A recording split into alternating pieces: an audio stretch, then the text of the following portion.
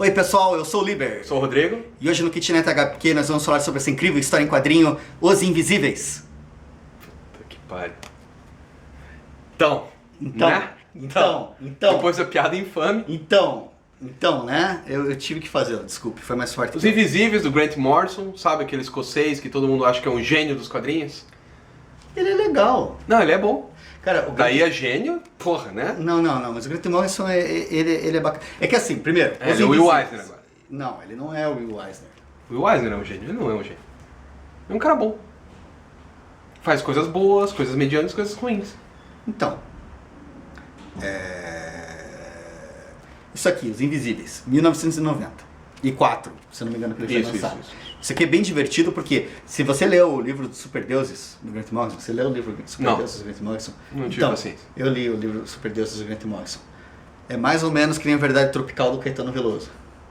Tipo... Agora que eu não vou ler mesmo. Exatamente, é mais ou menos aquilo. O Grant Morrison é um cara legal, mas puta merda, às vezes ele fode.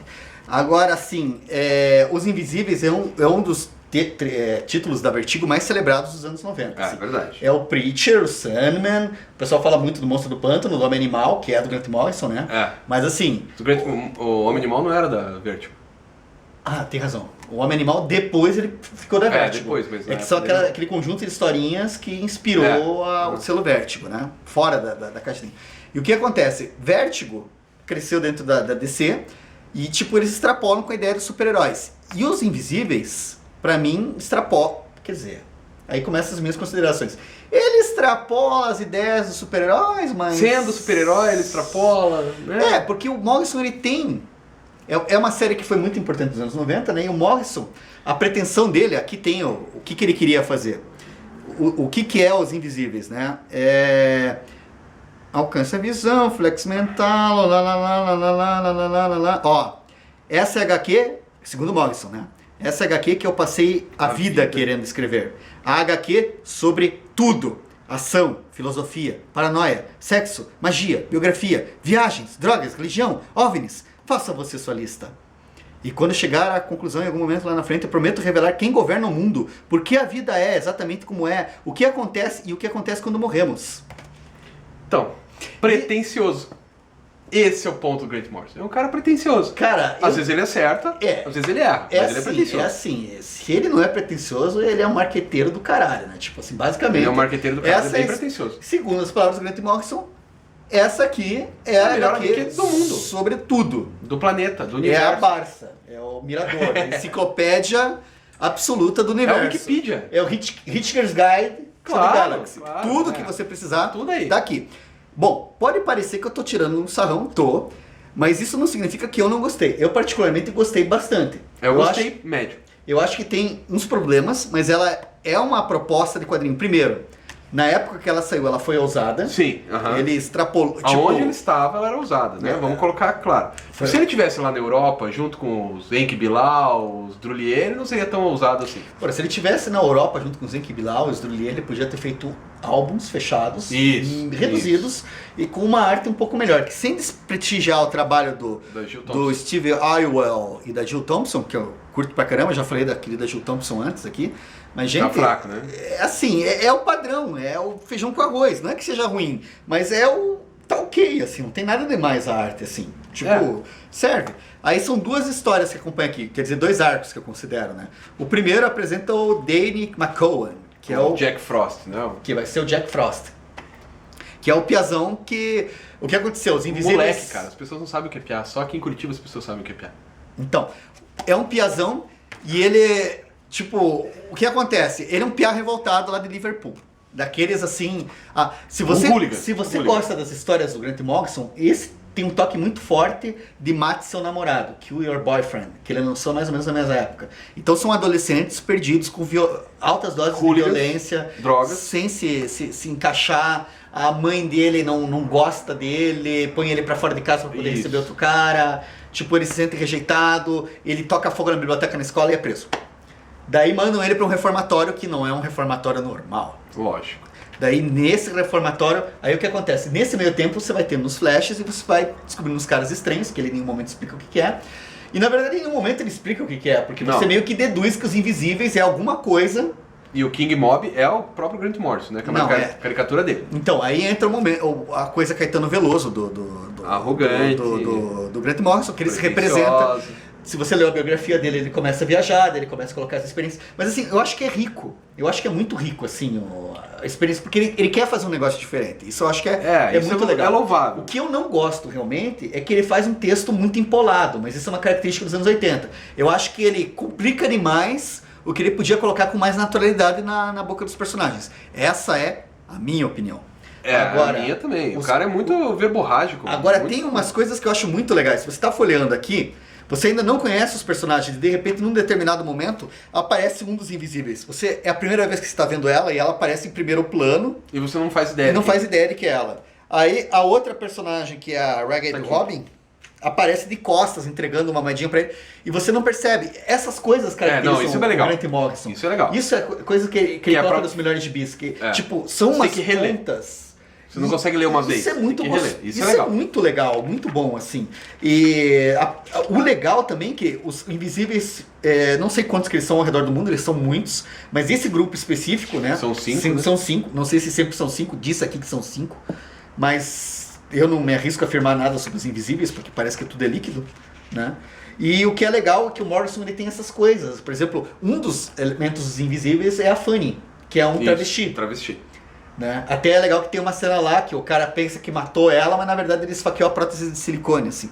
Então, tipo, ele coloca umas coisas que você não vê nos outros gibis. Ele coloca umas teorias queer, ele coloca umas ideias, e é muito legal. Isso mas ainda assim podia ser a mesma ideia, mais bem feita.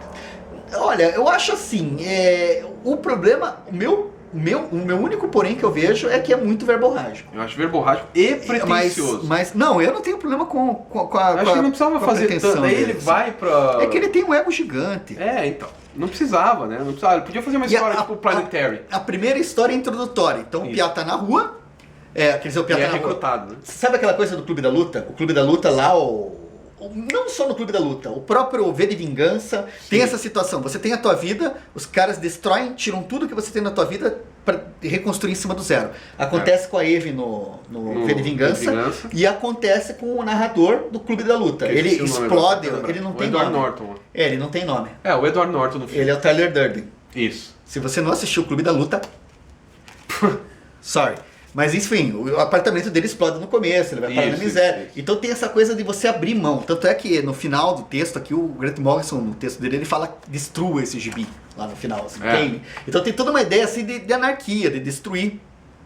Então, compre ele antes, me dê dinheiro, mas depois você queima. Destrua, daí o que acontece? O Piá lá, ele tem a vida dele destruída, ele não pode voltar para casa, vira um mendigo. Nas ruas ele encontra um cara que vai orientar ele e o cara começa a apresentar as coisas do... né? Que é clássico também, né? Que podia ser o Robbie Williams, né? Podia ser o Robbie Williams no filme, né? Claro, opa! O Robbie Williams barbudão, assim, tipo o pescador de ilusões lá, né? Não é Fisher King. Ah não, eu achei que você tava falando do... Robbie Williams. Não, do outro filme lá, aquele que o menino é super inteligente e faz matemática.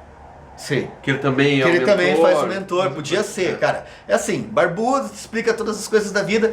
Daí o que acontece? O Piá passa por um período de provação e quando ele tá pronto, vem os invisíveis, King Mob, a Ragged Robin, a galerinha lá, pegam ele, a Boy, que é uma menina chamada Boy. Isso. E é muito bacana o jeito que ele constrói, cara. Ele brinca muito com essas questões de gênero, de raça. Não, isso é bacana. Raciais. Ele é bom, cara. Ele tem umas questões que são... Eu só acho que é superestimado. Não é. É bom, é um gibi bem legal. Aí que tá. Você lê e é bom, é legal. A questão da superestimação. A segunda história, o segundo arco de história é o... Da Arcádia, né? Arcádia. Que daí eles fazem uma viagem no tempo, eles usam projeção mental para fazer a viagem no tempo. Cara, eles colocam tramas paralelas, que eu confesso que eu não entendi o porquê.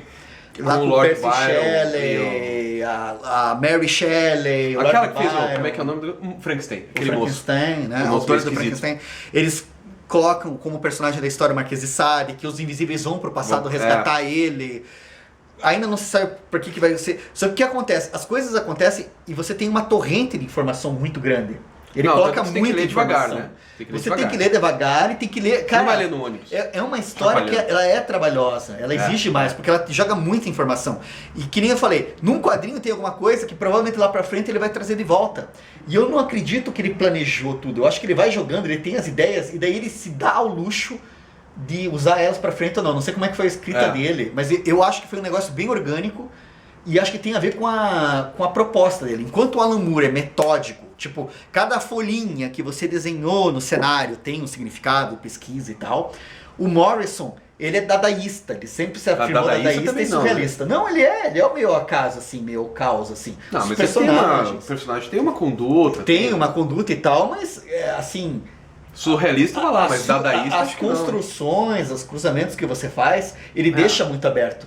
Tanto é que a ideia de linguagem, de você criar, você tem um sonho, e a impressão que eu tenho é essa, quando você termina, ele fala assim, as memórias que você vai ter do gibi são melhores do que o próprio gibi. Ah, isso é bacana. E ele fala isso, Legal. as memórias que você vai ter são melhores. Então o que acontece? Você tem uma carga de informações e como você vai trabalhar com elas depois, é coisa tua. Tipo, e é muita informação, não adianta assim a gente criar... Tanto que é legal você ler, se você ler só uma vez, eu acho que ele é pior. Eu li duas, né? Eu li com uma diferença de aí uns 2 anos, talvez, quando ele saiu pela Pixel e agora saiu de novo. Panini.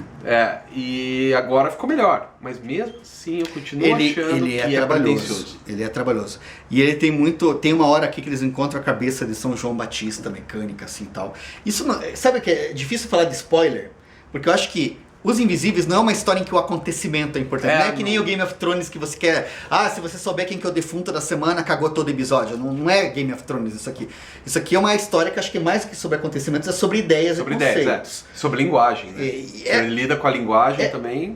Pô, é tesão pra caramba, cara. Não, isso é bom. É claro bacana, que é muito bom, assim. Mas eu acho que é super Mas assim, o problema com essa história é que ela tem uma forma diferente, porque a maior parte das histórias cria bons personagens, cria uma trama e você mergulha. Isso. Aqui, o mais importante não são os personagens, o mais importante são as ideias que ele põe. Tanto é que é difícil você dizer quem que é o protagonista. E o caminho, né? O protagonista é difícil. E você tem uma hora que, então, tava falando da cabeça do São João Batista que eles colocam, eles falam que é uma máquina que fala, tipo, a cabeça fala, desligam as engrenagens e ela fala. E cada um escuta aquilo que quer ouvir. Mas isso é uma metáfora, né?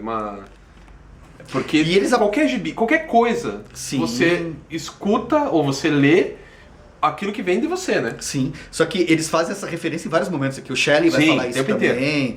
Tipo, a questão da construção do sentido. E o sentido. Mas isso é a metalinguagem do autor. Do Morrison. Isso é legal. São muitos pontos bons. Se você for olhar, assim, se você quer uma historinha de aventura, com trama e não sei o quê. Não, daí não é. Eu acho que você vai ficar um pouco decepcionado. O lance aqui é abrir a cabeça, cara. Eu acho que entender metalinguagem. E o velho, o careca lá, ele tava viajando, ele tava cheirando, fumando, bebendo chá de tudo quanto é coisa, cara. Isso que é legal. Acho que se você é careta, você nunca provou e não vai querer provar nada, acho que isso aqui é uma boa possibilidade de você começar a entender o que é Porque ele escreve, a associação de ideias que ele faz é muito próxima do Viajandão, cara. Os conhecimentos são bons, mas o fluxo de ideias que ele coloca é muito... Mas eu acho uma coisa interessante... É bem legal, assim. Interessante aí é o lance da metalinguagem, porque tá o tempo inteiro falando com o leitor, mas sem ser explícito como ele faz no Homem Animal, né? Que explicitamente ele fala com o leitor. Exatamente. Assim. Aqui ele tá falando com você, tem uma metalinguagem, sim, mas ela não é tão explícita quanto era nos outros. E o lance do super-herói sempre foi um prazer pra ele. A gente ia dizer que aqui não tem super-herói, mas tem. Tem. Porque, o que são os invisíveis? Eles são um grupo de pessoas especiais, e eles são especiais. Eles têm lá os truques deles, os mandrake deles lá, eles ficam invisíveis, somem, não sei o que, escambau. E eles se vestem, tipo, a gente vai dizer assim, eles não se vestem com capas, colando. Mas, você vai olhar o jeito que o King Mob se veste, com aqueles piercing. Tipo, ele não é um cara comum.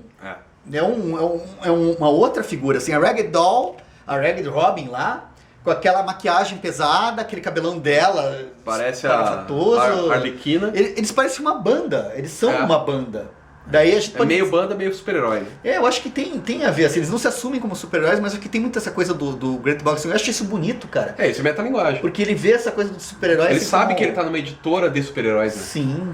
E ele vê essa coisa do super-herói, da fantasia, do próprio astro do rock, cara, como aquela coisa pra você romper com o cotidiano, você ser algo mais, ser o extraordinário, assim.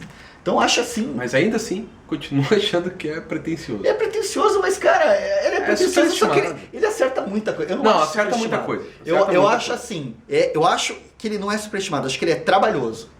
Ele dá trabalho, assim, tipo, você tem que estar numa outra vibe. Eu mesmo, minha experiência pessoal, eu tentei ler Os Invisíveis 4 vezes na minha vida, cara. Nossa. Nunca consegui engrenar. Sempre achei. Aí nessa quarta vez que agora, aí a gente tem que falar, né? A Panini vai lançar. E a Panini tem terminado os projetos. Tem. Então é muito certeza que a gente vai ver o final.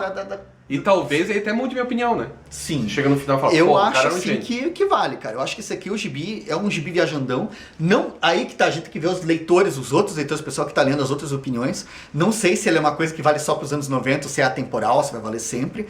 Mas se você se der ao trabalho, essa que é a questão, se der ao trabalho de entrar lá, de começar a entrar nas piras, é uma viagem diferente do que você pega aí nos quadrinhos normais, cara. É um terreno lodaçal, cara. Ou assim, ele pelo menos nos terrenos, vertiginoso.